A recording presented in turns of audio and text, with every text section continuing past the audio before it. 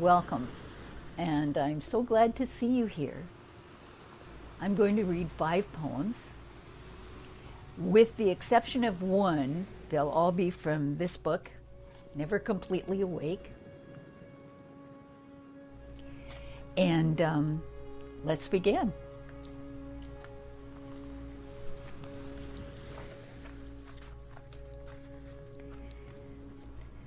This first poem is called The Way a Stone Retains Warmth from the Sun. And that's a line from a poem by the great poet Larry Levis. This poem should probably stay in the cheap notebook where I began it. But here it is in front of you. This poem was born in the corny, cliched sunlight, which everybody wants a piece of. It smells of love and loss. It points out the small, polished pebbles, which were once thoughts, that make up the northern beaches. This poem is the wind that rises on its own to search everywhere for decay and debris to blow around places unknown. I probably ought to have attached this poem to a tractor and pulled it through a field of orchard grass.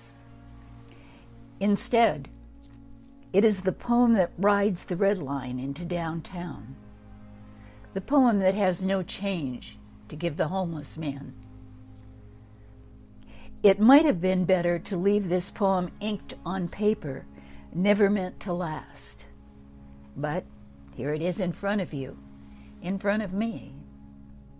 It will wave goodbye and leave us to silence, to a car backfiring in the silence, to the weeping of worldly beings that breaks the silence, the sea that surrounds the silence, the graffiti scrawled on the wall which holds back the sea and the silence of the sea, and offers the words there are that cancel deeds. Perhaps I ought to have left this poem where it began, but it woke me with such strength that it swelled in my brain until my eyes were pried open, spinning its stories with or without an audience.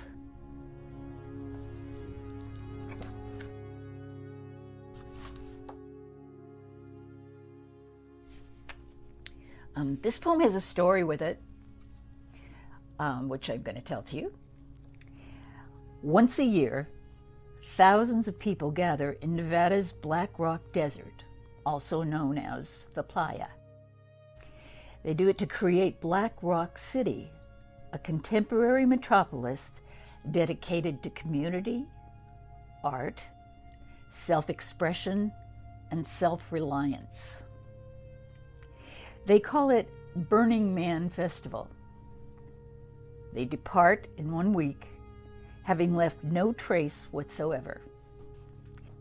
Gerlach is a tiny town located next to Black Rock City.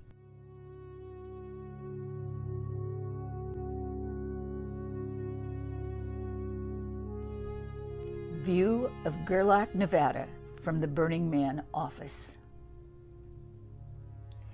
They look more like massive weeds than trees, but they stand in the foreground, moving leaves when I reload. If they are trees, they might be olive trees, which I cannot stand. Their dry gray-green depresses and alarms me.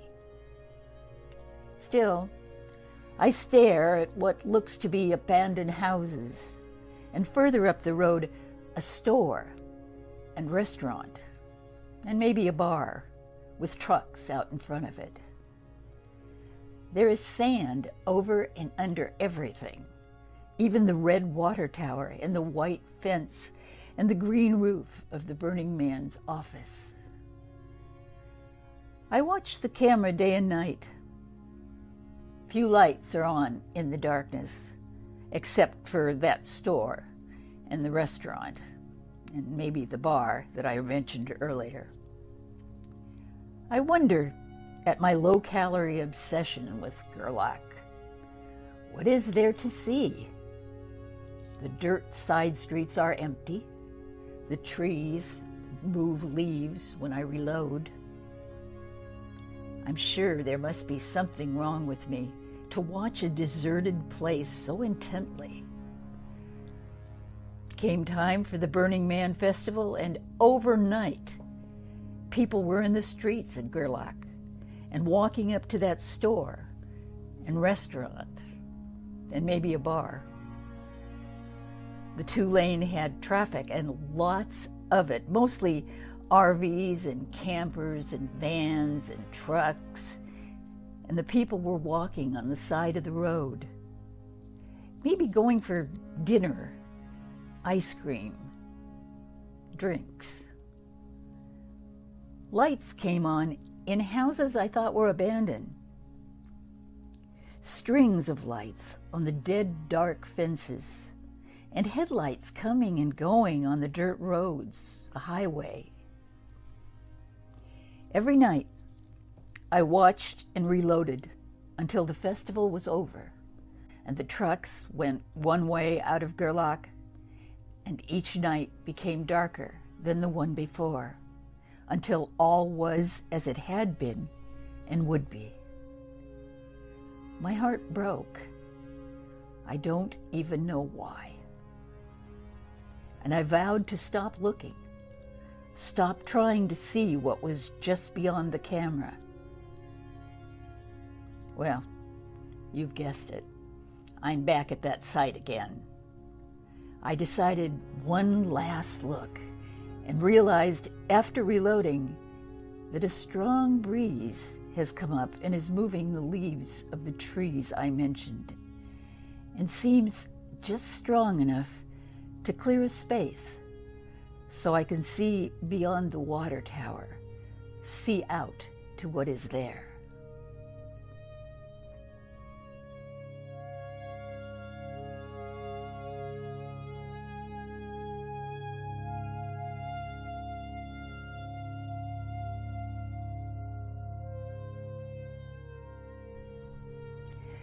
The name of this poem is Doing the Two-Step in Albany. And the epigraph reads, "There should be Band-Aids for what you don't know." And that's from a poem by Jeff McDaniel. Tonight, fog stays still, drapes itself over awnings and the tops of uphill sidewalks. In my motel room, I hear the whine and squabble of voices on the other side of the wall. Hours have drifted by while I listen for clues as to the worries in those voices. "I could go back to," she says. "Don't admit anything because," he says.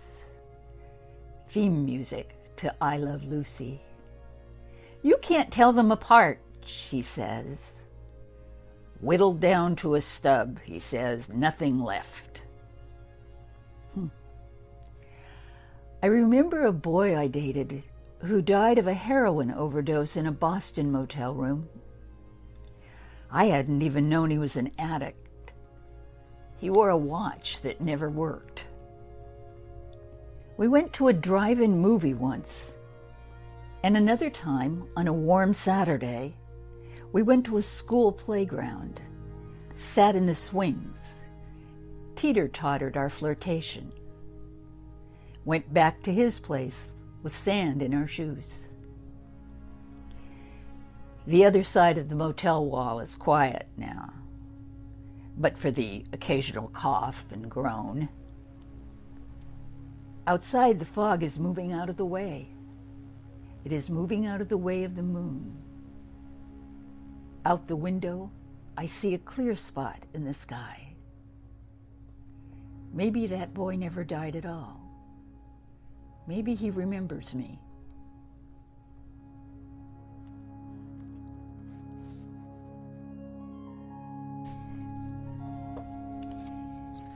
This is a poem from my new book, which is coming out late in 2021.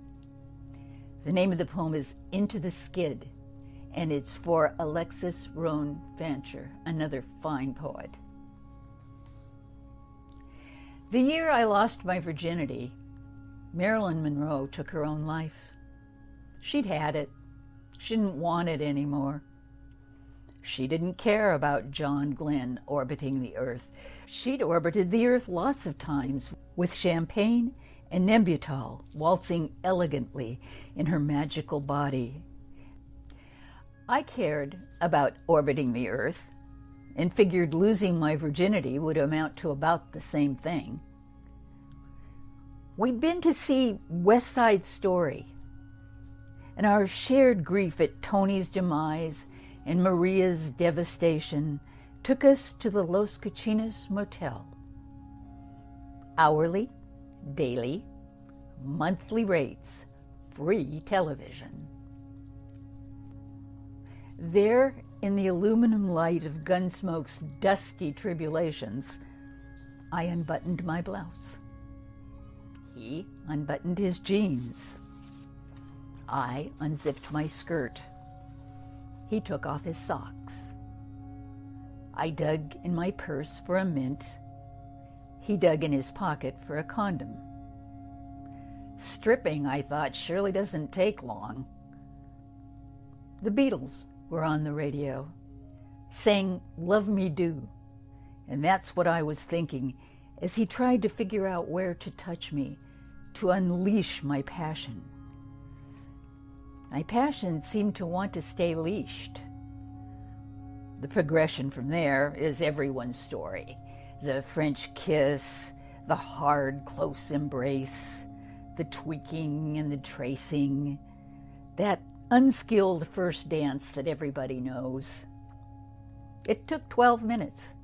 I counted them, peering somewhat unsteadily at my Timex watch, a graduation gift from my parents. It kept good time. I must confess, I was unimpressed. He said, "You'll get to like it the more we do it."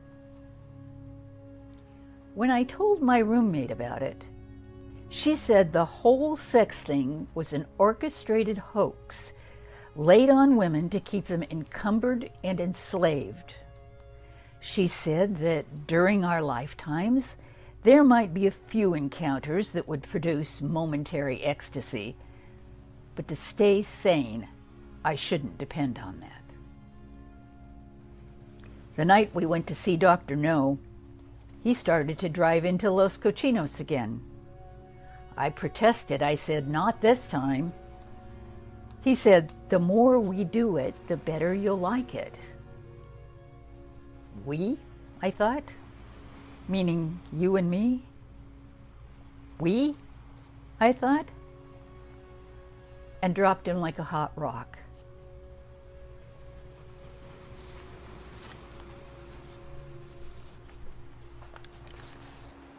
This last poem is called Gifts.